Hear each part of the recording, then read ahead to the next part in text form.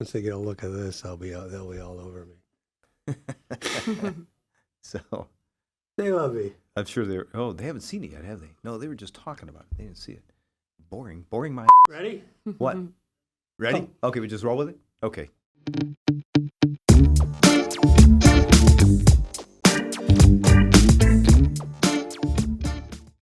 Hello again, everyone. Welcome to Relatively Speaking. I'm Mark Heckel, and this is my brother Bill, a podcast we put together to talk about things that are happening in and around Macomb County.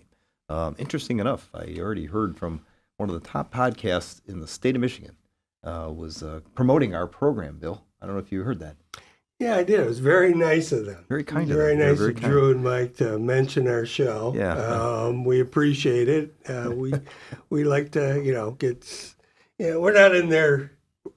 We're not going to steal their customers. So No, to I do speak, not think so. but, We're not quite in their arena. We're doing something completely different. I don't think I'd even want to compete with them. No, I mean, but obviously- I hope they keep listening. Yes, you know, and I hope they keep promoting maybe our they'll program. invite you on someday. It was okay. Actually, I've been on their program before, not the podcast, but I've been on their show before. Okay. So Yeah. I'm very fortunate. But again, it was interesting to hear that. So, They run but a again, great show. Hopefully we're 1/9 as good as they are. I know, and the intent that we have here is basically to inform people of things that are going on in Macomb County. Bring on some guests that are subject matter experts to talk about some things that are happening and give them some resources so that if there is some follow-up questions or concerns they have, they know how to make that outreach. And today, one of our guests that we have is Agnes. And Agnes is actually, she's the clinical specialist, the chief clinical specialist or officer for the Macomb County Community Mental Health Program. So Agnes Ward is with us here today, and I've had a chance to meet with her and converse with her many times about things that are happening in Macomb County, but specifically with some of the issues surrounding mental health concerns that we're seeing. So Agnes, thank you for being on the show. Thank you for having me. Yeah, give us a little bit about your background, if you would, so people have an Sure. idea about your expertise. Sure. Well, I am a licensed psychologist, and I've been with the Macomb County Community Mental Health for, about 13 years now. I started off as a case manager and sort of moved my way up to different positions within community mental health, and now I am the chief clinical officer with CMH. And a lot of people don't know what community mental health means or what they do. So here in Macomb County, we do have what's called Macomb County Community Mental Health, and there is outreach support for pretty much everyone who needs or anyone who needs that kind of support, if I'm not mistaken. So can you give a little bit of background as to what Macomb County Community Mental Health really does? Sure, absolutely. We are very fortunate in the county to have community mental health, which community mental health provides services, mental health services from intake, assessment, referrals, and treatment for individuals with mental illness, developmental disabilities, and substance use disorders. So we provide a large array of services from outpatient therapy to specialized residential services to home-based therapies, respite, community living services, so just a wide array of services for individuals in need. And how do they get in connection with that? Does somebody reach out saying, I need some help, I need support, or do people call because they know of someone that has help? I mean, I know there's connections with law enforcement, the courts, and with other community, organizations out there to try to get people to support and have that conversation with you. But how does someone who might be listening right now that maybe has a loved one or themselves as they're thinking about it saying, you know what, I might need a little bit of support, I need some help. How do they go about that? Yeah, so we start out with a screening process so individuals can call our number, and that is 1-855-99-MCCMH or 62264, and they can start out with a screening. And once our screeners complete that, they will decide then what services we can offer, discuss some options with them, and refer them to the best options possible. Can I you use the word services? All right. What are the services? So the different types of services are outpatient therapy or talk therapy, for example. Who do they talk to? They would talk to a therapist or a case manager. Is that someone that works for the county or someone independent? So it is somebody that works for the county. All right. We do have therapists that work directly for the county. All right, so that's outpatient. What else? We also have case management services.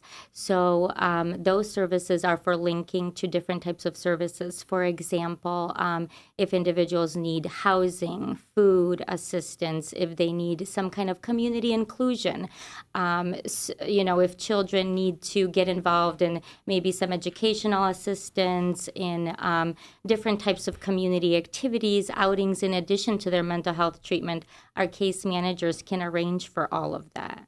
Okay. You can tell the way he asks those questions. You can hear the judge sitting on Yes, the bench. I can hear the judge, absolutely. I think he's about to sentence you. It's coming. You hear a word, and it's like, well, what does that word mean? I sense so this. you say you offer services. Well, what kind of services exactly am I getting? Yeah, and I don't think it's just him kind of like portraying that his role as a judge. I've been used to this ever since he was born. So or since I've been born. But I could ask judge-related type questions. I mean, you work with the county mental health courts. We do work with the mental health courts. We actually do receive referrals from the courts. Okay. And we are able to service those individuals. We also do psychological testing on some of the individuals that we serve as appropriate for different types of needs. So we definitely have a relationship with our courts as well as our juvenile court. We have shared cases as well. Okay, and in, I guess, probate too, in the sense of people that need guardians and stuff? Absolutely. Okay. Yes, absolutely. All right. And do you refer, if you guys can't do it, you refer them to psychiatrists or psychologists elsewhere? Yes. All right. And how do people get the funding? Is that usually either through their insurance or looking for grants, or the state may have some money maybe? Or what if they don't have financial means to help? So we do service primarily Medicaid. However, we were fortunate enough recently to receive funding to become a CCBHC. It's a state pilot project. That stands for, I'm going to tell you exactly what it stands for right now. Throw some acronyms at you. A CCBHC is a Certified Community Behavioral Health Clinic.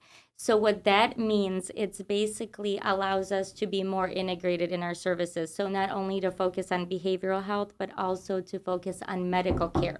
So really developing relationships with medical clinics and really linking individuals to both types of services, not just that behavioral health, but medical care, medical services, and really focusing on medical screenings, looking at making sure that their plans are integrated so that we are really focusing on that whole mind and body connection.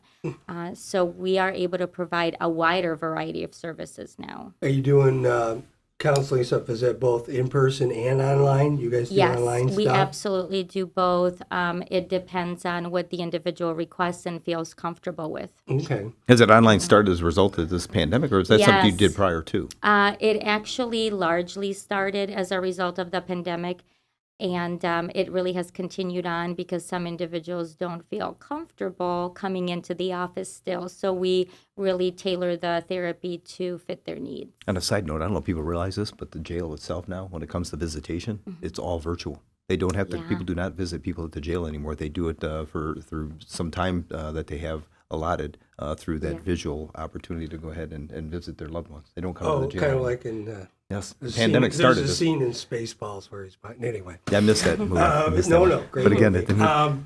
But you don't record the people online, right? We do not record. Thank you. You don't put it on as Yahoo or oh goodness, no, that would be a HIPAA violation. YouTube? No, we have very strict privacy laws. Yeah, they're trying to get courts on YouTube. So what about like right now? You look at what's going on in society, and whether it's the gun violence that we're seeing, whether it's in schools or in some of the malls and whatnot. There's a lot of conversation about guns, gun control, Second Amendment, all that. As they continue to debate that, public officials, whether it's in Washington or even locally at state levels, my bigger concern is I'm seeing all these issues concerning or surrounding the mental health problems that are out there. What is it you think we need to be doing different or better? Is there something out there that maybe those that are in the profession that you're in see as problematic? Why are we seeing so much more of this? Or has it always been there, we just didn't notice it? I think, and that's a really great question, and it's such a wide question. There's so many pieces to that.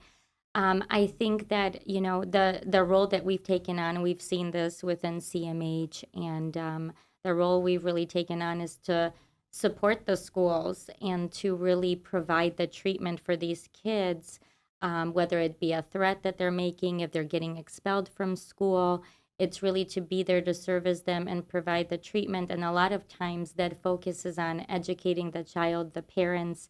Obviously, gun safety has been a huge issue and a concern, and it's been talked about because we are seeing these kids getting access to guns. So it's really important that we educate both the parents and the children about that, and safety laws, and just, securing weapons in general. And that's been our focus, but really a focus on treatment and on a focus on the deeper core issues really of anger, rage, resentment. What are you seeing? I mean, Yeah. what are you guys actually seeing right now is like, Like the kids. Corey, what's forcing it? Is it a lot of depression out there, a lot of anger, a lot of fear, anxiety? Not what are you knowing how to guys deal with seeing? conflict resolution. I mean, it's like for some reason when we were kids, we would duke it out. If there was a if we had conflict, we'd kind of argue a baseball it's game. pretty much illegal now. That's some of the stuff you did.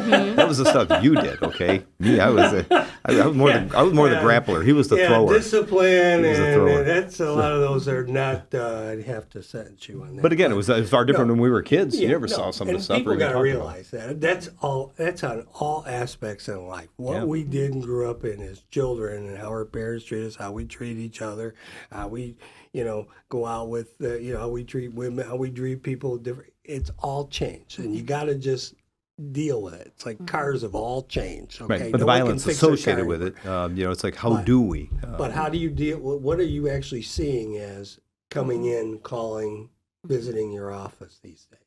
Well, we do see in general a lot of depression, a lot of anxiety that has increased. And, one of the spikes and the correlates of that is really COVID. COVID has brought on a lot of increases in anxiety, depression, suicide as well. We've had increases to our crisis line as a result. We do have a crisis line, and anybody is welcome to call.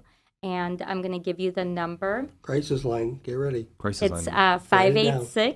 586-307-9100. Individuals can also check out our website, www.mccmh.net, for resources. Can they link that from the county website? So if they go to macombcounty.org, is that a link there? It should be, yes. Yeah, I think on there as well. macombgov.org and get access to that. That's what I mentioned. Absolutely. So, but again, I can't help but when we're talking about today kids, when you say COVID and the problems that people are seeing with the depression, I don't know that it was COVID, the virus itself, and a concern with it. What was it about this last 2 years or whatever? Was that lack of interaction with other people, being kind of confined in their homes, not being able to get out and have conversations with others? What was it that you think that that might be that is more specific as to what brought about this the feeling of anxiety or depression? Yeah, absolutely. And, you're right. It wasn't, we're not talking the virus specifically as symptomatic and of itself. It was what was surrounding the time of COVID, which is kids weren't going to school, parents weren't going to work, everybody was at home. And for kids, especially adolescents, the biggest thing for them is their social networks, their friends, their social groups.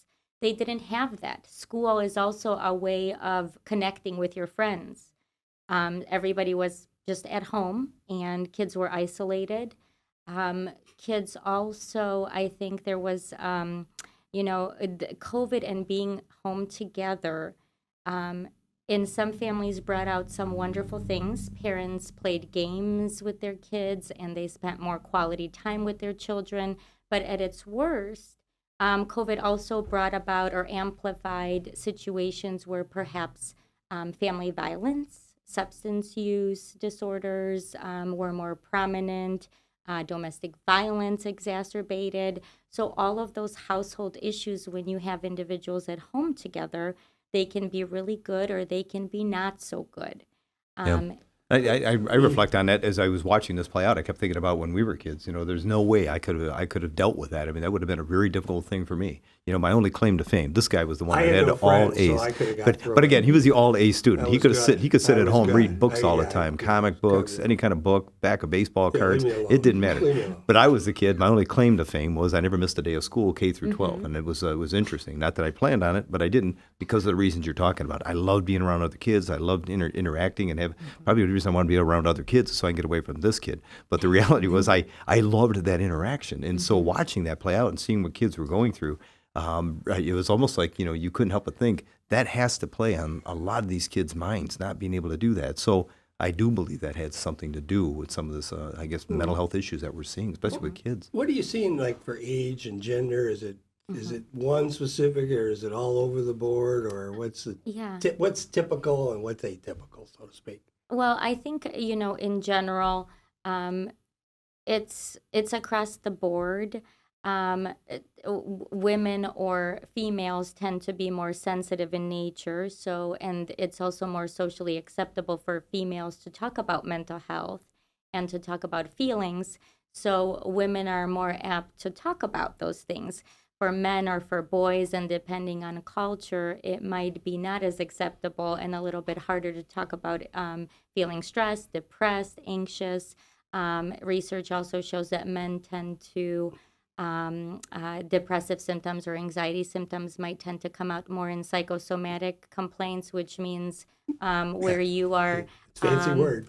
right, which means where you are experiencing things like headaches, maybe stomach aches, physical symptoms that might seem like just your physical ailments. You might even go to the doctor to try to find a cause, and they might not be able to find a cause. And really, it's more of that psychosomatic where The anxiety you might and have anxiety or depression or- depression that contribute to that. Okay. Uh-oh. Yeah, and we're fortunate right now. We're working closely with Macomb Community Mental Health and dealing with that. I guess I'll call it the intake part of that process. Law enforcement comes in contact with folks that have a lot of mental health, substance abuse issues all too often, and so do those in the medical profession. We're seeing that as well. So, but from our angle, what we can do is obviously take a look at how do we do a better job of making assessments of people that are brought into our facilities or brought to our attention. And so working with Tony Rickershan, the Board of Commissioners, and others, we're trying to create that central intake and assessment, right-size the jail so that if we do have to house somebody, again, I'm not one who believes Are that. you involved in that? Yeah, they are. Yes, yeah. Confinement should asking- never be a substitute should for ask- treatment. And I'm so, asking, yeah. so with that, we've paired up with Macomb Community Health, who's got a huge part or huge role in this, along with the courts and the prosecutor's office, to try to make that determination. Okay, do they really need to be in the jail? And if they do, we'll keep them confined. But we need the services to provide for those that are in there. But if they don't need to be there, what are the external services available for these type of What people? are you guys? Now you have someone at the jail now dealing with that. So we have a number of programs right now. One of them is our mental health court, where we do have therapists that work on referrals. So when we Right. get referrals, they'll provide treatment. We have somebody from community mental health that helps with the alternative treatment orders.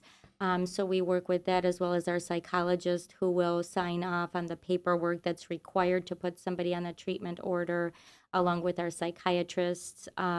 We also have a program that's called Forensic ACT. So it's a program that occurs on an outpatient basis that provides outpatient therapy, case management for individuals who are coming out of our forensic centers or state hospitals if they have a history of committing a crime.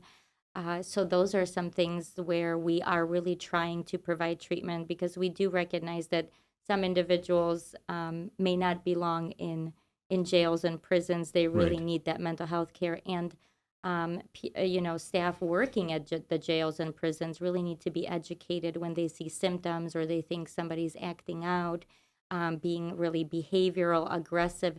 It might be a result of mental health symptoms, and it could be, whether it be depression, anxiety, or psychosis, things that are maybe not medicated and need to be, and people can be having a really hard time maybe just being in a jail cell. Right. Yeah, and how to identify that. Yeah, I guess so.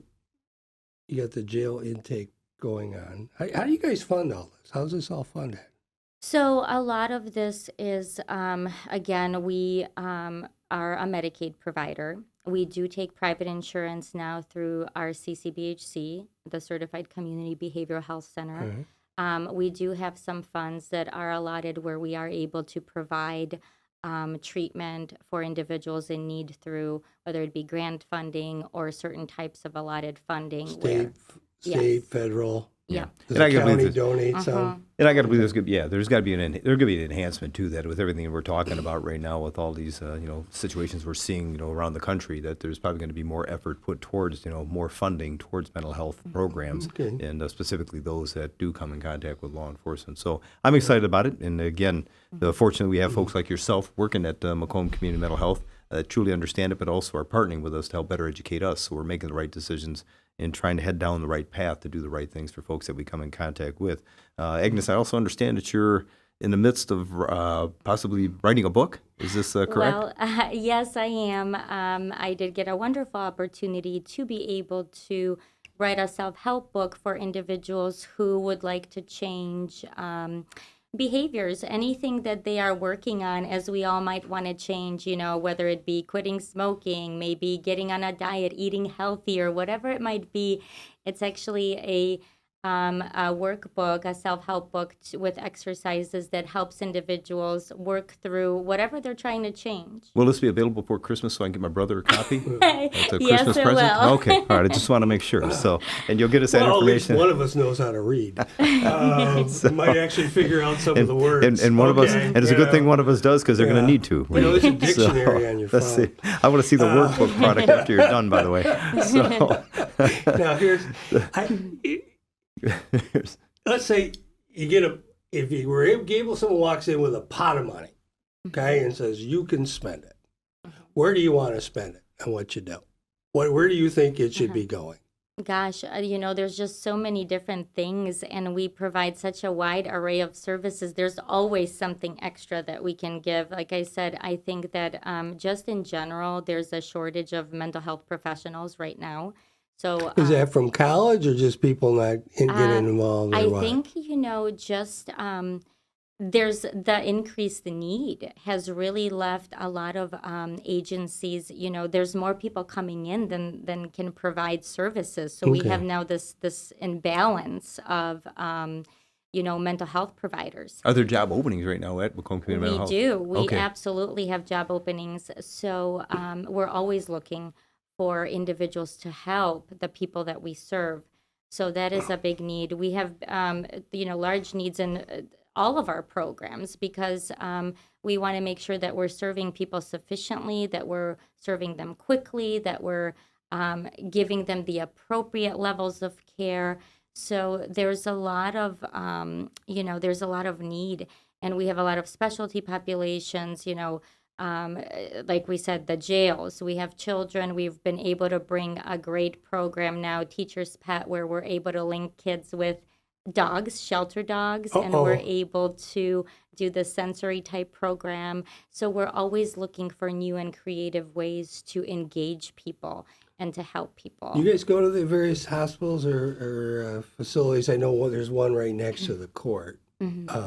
You guys go to that, or is that just they have their own people and you refer people there? So we actually are contracted. We hold contracts with the hospitals. So if individuals need to be hospitalized, we would process a certificate of need that's submitted by the hospital for hospitalization for the individuals that we serve. So we have relationships with our psychiatric hospitals where we're able to provide that treatment and that level of care. Okay, no. All right. Well, we're hopeful you get that pot of money. But Yeah, with well, that being that's said, always the question. It you know, is, if it you, is, You it got is. a dream. What's your dream? But with that being said, Agnes, I want to thank you, obviously, for helping enlightening the public and giving them some insight as to what not only community mental health does, but your involvement with that and the support you're giving to folks out there. So we'll get that information out to the public. And again, if they're looking for access information, always go to macombgov.org.